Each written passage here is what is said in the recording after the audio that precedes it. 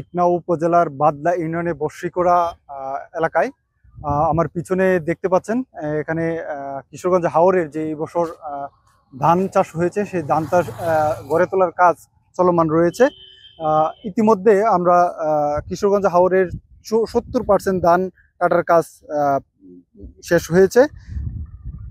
জমি থেকে ধান কেটে খলায় এনে এখন রোদে শুকিয়ে গড়ে তোলা। আর এসব ধান গড়ে তোলা পুরুষের পাশাপাশি গৃহবধূ সকাল সন্ধ্যা পর্যন্ত কাজ করেন।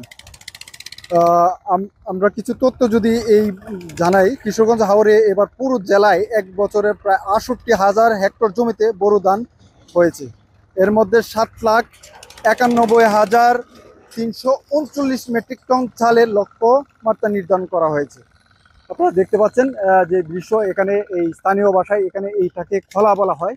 এখানে হচ্ছে কৃষক ধান কাটার পরে সেই ধান এখানে নিয়ে এসে রোদে শুকানো হয়, সেদ্ধ করা হয় এবং এখানেই কিন্তু ধান থেকে একেবারে চাল করে তারপর সেটা বাড়িতে নিয়ে যাওয়া হয়। তবে কৃষকদের আমরা বেশ কয়েকজন কৃষকের সাথে কথা বলেছিলাম।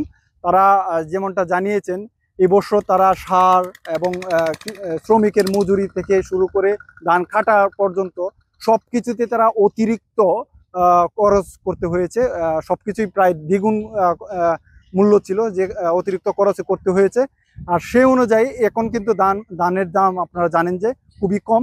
এই যে ধান এবং তাদের ধানের খরচ এবং চাষাবাদের যে খরচ এবং ধান তোলার পরে যে এখন বাজারে যে ধানের মূল্য, সেই মূল্য এবং খরচে কিন্তু কৃষকরা মিলাতে পারছে না। তারা বলছেন যে এখন যে ধানের মূল্য, এই মূল্যে যদি তারা ধান বিক্রি করে তাহলে তারা লসের দিকেই এগোবেন।